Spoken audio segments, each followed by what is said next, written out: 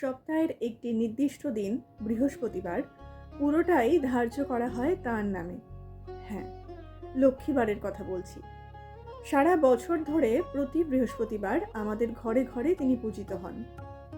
মা লক্ষ্মী পুজো ভাদ্র ও পৌষ মাসের সংক্রান্তিতে হলেও আশ্বিন মাসের পূর্ণিমা তিথিতে কোজাগরী লক্ষ্মী পুজো হয় নানা লোকাচারে। আগামীকাল সেই দিন।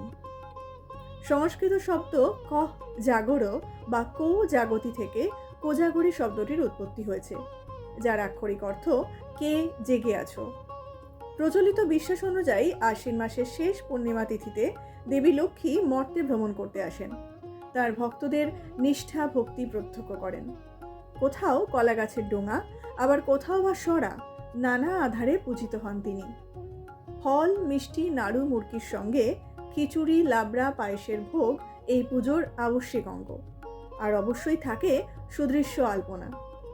মা লক্ষ্মী হলেন ধন, যশ, খ্যাতি এবং সমৃদ্ধির দেবী। এই পুজো করে ভক্তরা দেবী লক্ষ্মীর কাছে পার্থিব ও অপার্থিব সম্পদ, সৌভাগ্য এবং জীবনে শান্তি ও সমৃদ্ধির জন্য প্রার্থনা করেন। মা লক্ষ্মীর আবাহনে কোথাও নাড়ু পাকানো হয় পিতলের বিশেষ পাত্রে, আবার কোথাও বা আয়োজন থাকে ইলিশ মাছের ভোগের। আপনার বাড়ির কোজাগরী লক্ষ্মী পুজোয় আছে কি এমন কোনো রীতি? কমেন্ট করে জানাতে ভুলবেন না। ধন্যবাদ।